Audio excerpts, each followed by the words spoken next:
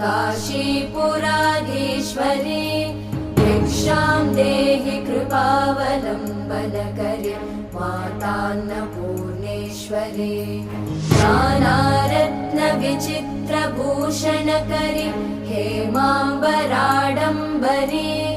मुक्ताहारविलम्बमानविलसन् कक्षोजकुम्भान्तरे काश्मीरागरुवासिता रुचिकरी काशीपुराधीश्वरी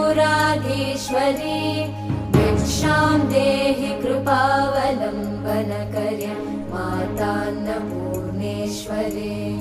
योगानन्दकरी रिपुक्षयकरी धर्मार्थनिष्ठाकरी चन्द्रार्कानलभासमानलहरी त्रैलोक्यरक्षाकरी।